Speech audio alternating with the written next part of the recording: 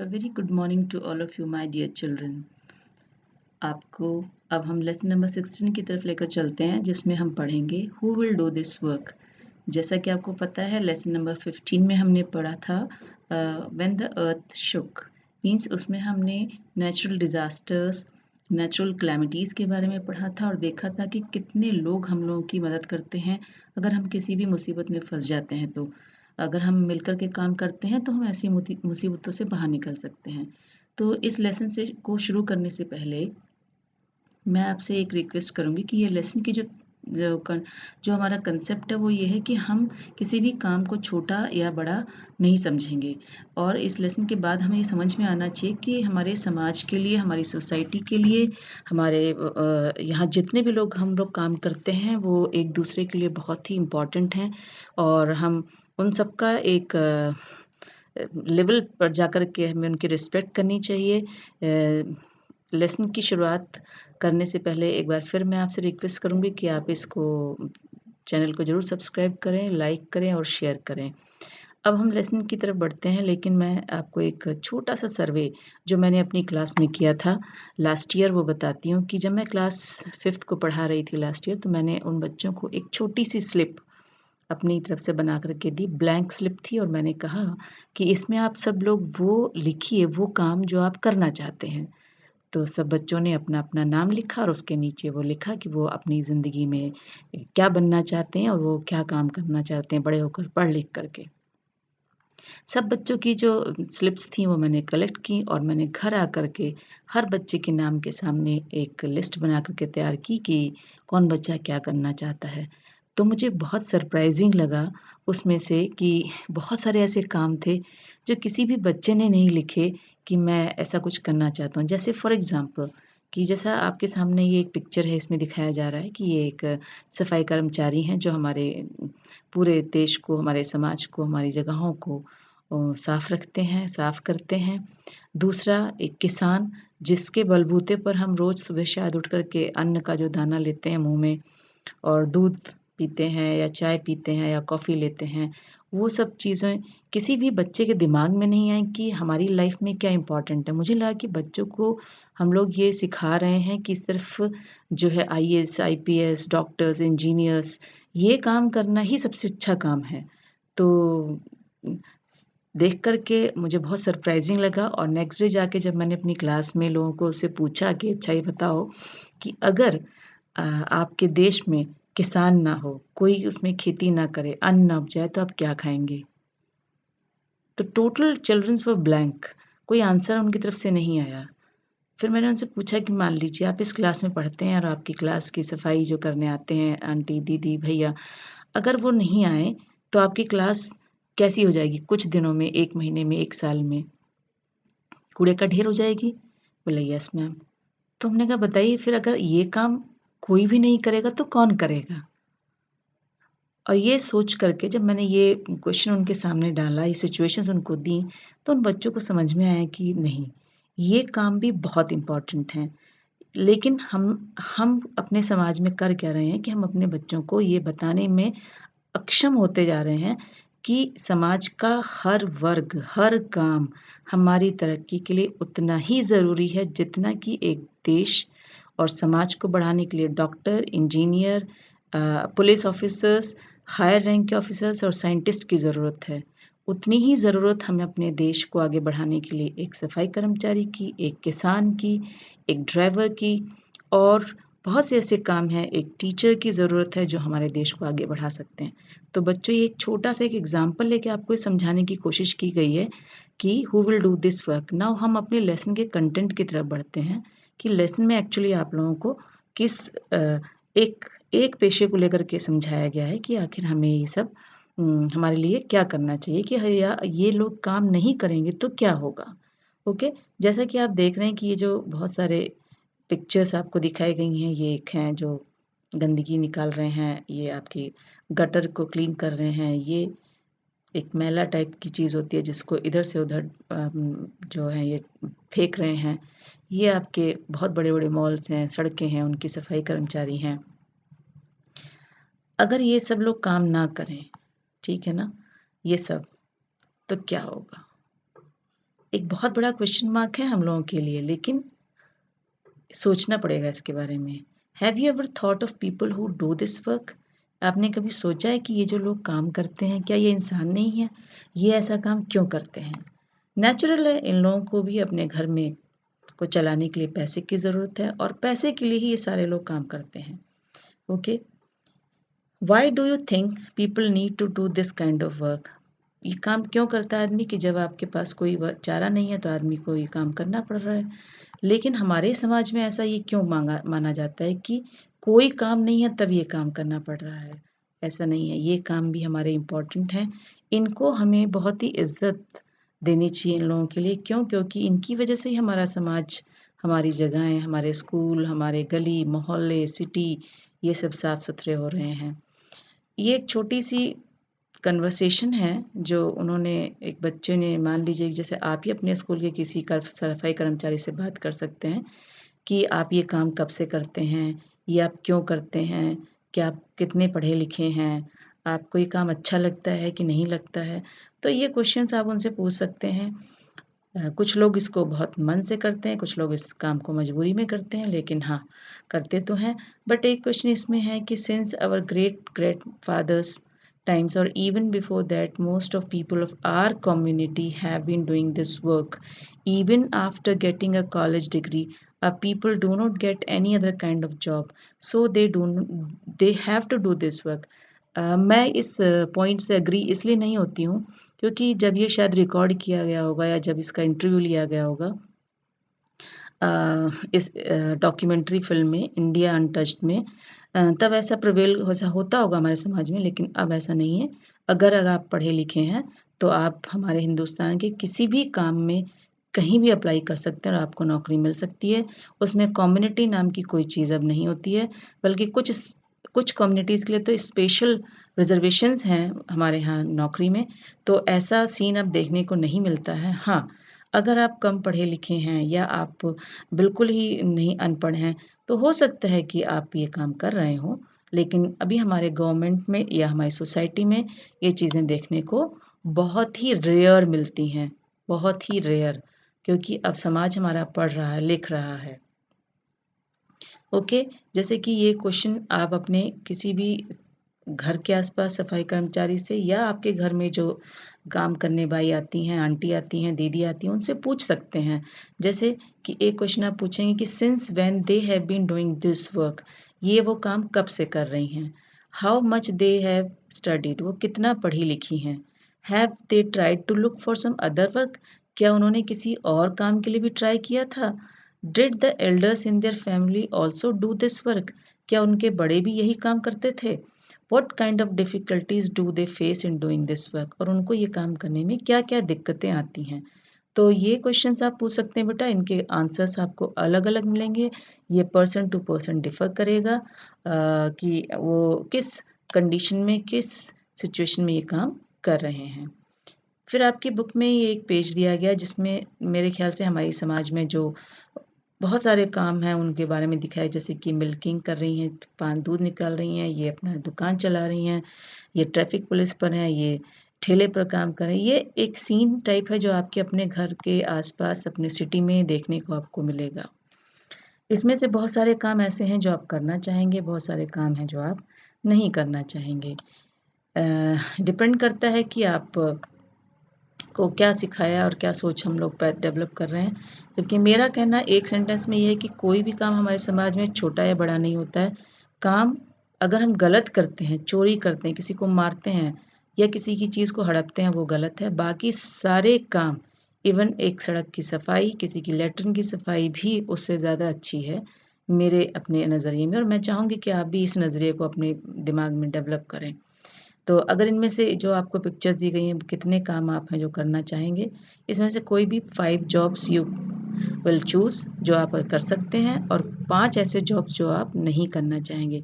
तो नहीं करने वाले जो जॉब्स हैं कि आप वो काम नहीं करेंगे। जैसे अब आपसे हम कहें कि आप ये वाला काम करेंगे जहाँ से आप गंदगी में से रैपर्स और ये सब उठा रही है बच्ची। आप कहेंगे नो मैडम, क्योंकि आप स्कूल जा रहे हैं, आपको पता है कि ये काम हम नहीं करेंगे, ये काम जो है गलत है, ये काम अच्छा नहीं है, गंदा है। तो ऐसे काम को हम करना पसंद नहीं करेंगे। लेकिन ये काम भी जो है वो ज़रूरी है। अगर पेपर रैगर्स ये जो हमारे बच्चे हैं या वो नहीं उठाएँगे तो हमारी जो है सोसाइटी में और गंदगी आएगी। बट इसी काम के लिए हम ज़रूरी नहीं कि हम इन बच्चों का इस्तेमाल करें। हम इसकी जगह हमारे जो गवर्नमेंट है उसको यहाँ पर एक मशीन का इस्तेमाल करना चाहिए और हमें भी ये काम करना चाहिए कि हम ऐसे गंदगी अपने आस-पास ना फैलाएँ। आपसे अगर हम कहें कि आप ये सफाई का काम करेंगे सड़क पर तो आप बोलेंगे नहीं मैम, ये तो मैं नहीं करूँगा या मैं नहीं करूँगी। क्योंकि आपको लगता है ये काम छोटा है, लेकिन मान लीजिए कि अगर ये काम ना करें तो आपके सड़कों की सफाई कैसे होगी? तो बच्चों काम छोटा है, बड़ा नहीं होता है, काम हमारी सोच पर डिपेंड करता है, ठीक है? ओके, आगे आपके पास ये पिक्चर्स दी गई हैं जिसमें बहुत सारी मशीन्स दिखाई गई हैं कि आपको इमेजिन करना है कि ये सारी मशीन्स आपने देखी होंगी जैसे वैक्यूम क्लीनर है, ये बड़ा बड़ा बिग वैक्यूम क्लीनर है, ये आपने देखा होगा कि इस तरह की मशीन्स आपको स्टेशन पे मिलेंगी साफ़ करने वाली, ये इस तरह की मशीन्स भी मिलेंगी। बड़े-बड़े एयरपोर्ट्स पर आपको साफ़ करते हुए लोग मिलेंगे। तो हम मशीन्स की हेल्प से बहुत ज़्यादा काम कम वक़्त में कर लेते हैं और ऐसी मशीनें आजकल बनाई जा रही हैं, ठीक है ना? तो आप भी 1-2 मशीन का ऐसा एक स्ट्रक्चर, एक ऐसा मॉडल बनाएँगे सो दैट कि उसको हम देखें कि आने वाले टाइम में शायद हम उसको इस्तेमाल कर सकें और एक नई मशीन बनाई जाए ताकि जो काम हमारे सफाई कर्मचारी हाथ से कर रहे हैं, वो हाथ से ना करके इन मशीनों की मदद से करें और उनको भी गंदगी महसूस ना हो। ठीक है बच्चों? तो इस तरह का आप भी एक बना सकते हैं, ड्रॉ कर सकते हैं, मॉडल बना सकते हैं। सफाई कर्मचारियों के बारे में बहुत पहले सिचुएशन वाक़ई बहुत ख़राब थी। जब हमारा देश आज़ाद नहीं हुआ था उससे पहले के समाज में भी उन लोगों को थोड़ा हे दृष्टि से देखा जाता था कि वो गंदे रहते हैं, उनसे दूर रहना चाहिए। तब हमारे समाज में यहाँ पर एक बहुत ड्रास्टिक मूवमेंट चेंज लाया किसने? कम्युनिटी चेंज के लिए जिसको कि महात्मा गांधी जी ने उसकी शुरुआत की। शुरुआत तो बहुत पहले की गई थी, कई लोगों ने की लेकिन महात्मा गांधी जी ने उसको और आगे तक लेके गए कि जैसे देखिए कि इट इज़ यहाँ से हम लोग पढ़ते हैं तो समझ में आएगा। Do you no think that anyone has ever tried to change this situation? Yes, many people have tried, people are trying even today, but it is not easy to change this. One such person was Mahatma Gandhi. Gandhiji had a friend Madhav Bhai Desai. Madhav Bhai's son Narayan also stayed with Gandhiji when he was young. This is incident is from Narayana's book. तो गांधी जी ने इन लोगों के बारे में बहुत काम किया जिसको हम लोग कहते थे छुआछूत या उनको हम अछूत मानते थे, अनटचेबल मानते थे कि उनको हम छुएँगे नहीं। लेकिन गांधी जी ने इस चीज़ को कहा कि नहीं ऐसी कोई वो नहीं है, हम सब एक बराबर हैं और अब हमारे समाज में बहुत बदलाव आया और हम वाक़ई में एक-दूसरे के साथ में रहते हैं और अब मुझे नहीं लगता कि कोई भी छोटा या बड़ा है। एक इंसिडेंट आपको नारायण की बुक से दिया गया है कि गांधी जी ने अपने लेवल पर उस ज़माने में क्या किया ताकि लोगों के दिमाग में ये चीज़ें निकल के बाहर आ जाएँ कि कोई भी आदमी हम छोटा या बड़ा नहीं होता है। जैसे कि देखिए कुछ ये एक है इसकी मैं रीडिंग करती हूँ और आपको इसके साथ में इसकी मीनिंग भी समझाती जाऊँगी। When Narayana, जिनका घर का नाम था Babla, was about 11 years old, he was staying in Gandhi जी's Sabarmati आश्रम। वो साबरमती आश्रम जो अहमदाबाद में उनके साथ रुके हुए थे, 11 साल के थे। Like everyone else in ashram, he had to do various kinds of work. One of his job was to teach the guests how to clean the toilets. In those days, the toilets were not what we know today. There were used to be hole under which baskets were kept. People sat on the holes. Later the basket had to be lifted by the hand and to be emptied.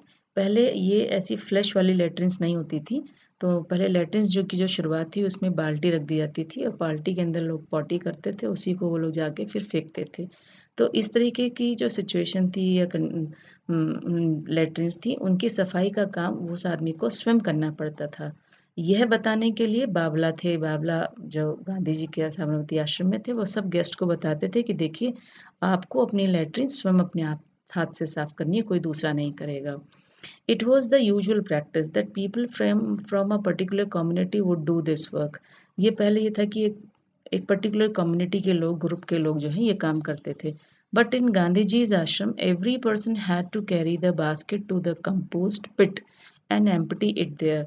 और लेकिन गांधी जी के आश्रम में ऐसा नहीं था, वहाँ हर आदमी को अपना काम करना पड़ता था और उसको कंपोस्ट पिट तक जाके खाली करना पड़ता था।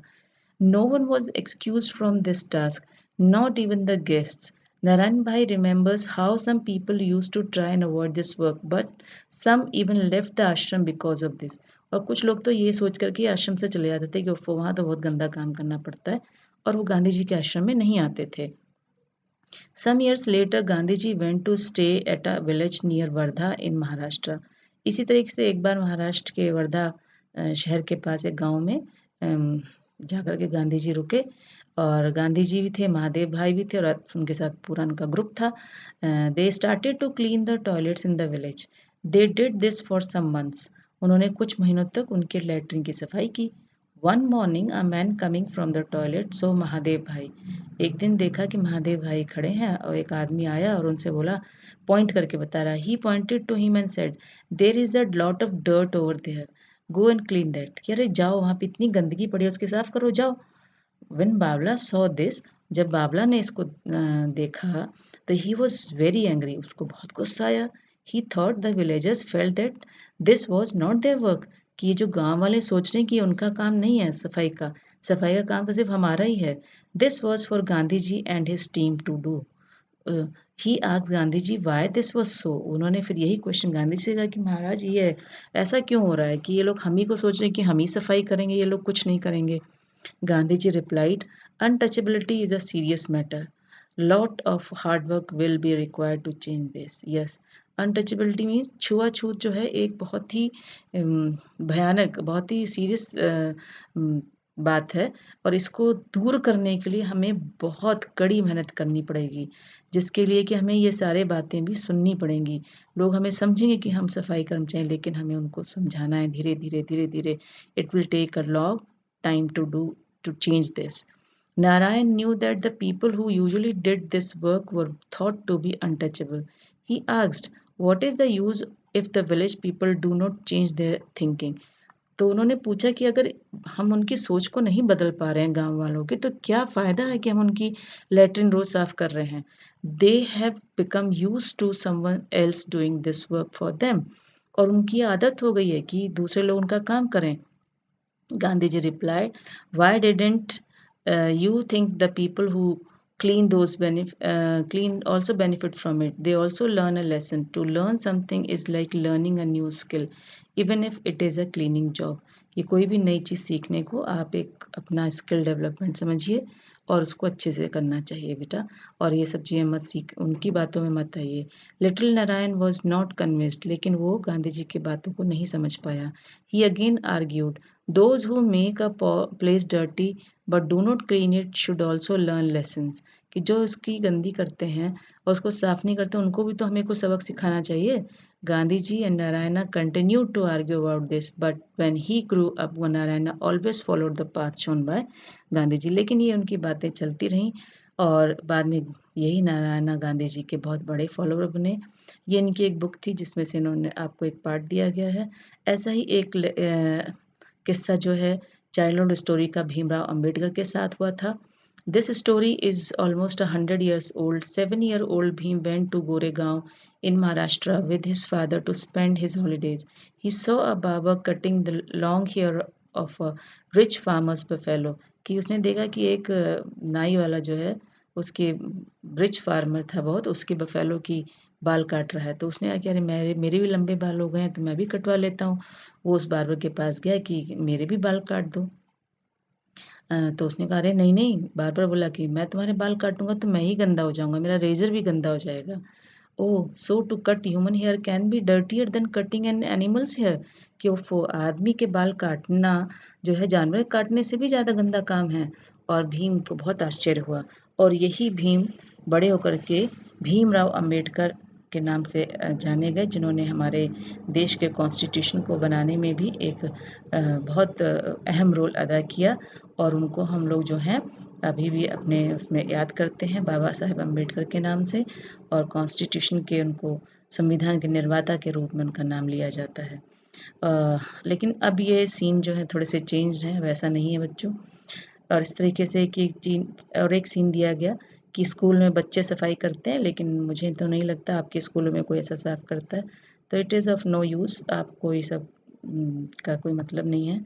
लेसन की रीडिंग और उससे आप बस एक ये बात समझेंगे कि हमारे देश में और हमारे समाज में काम करने वाला हर व्यक्ति हमारे लिए इम्पोर्टेंट है।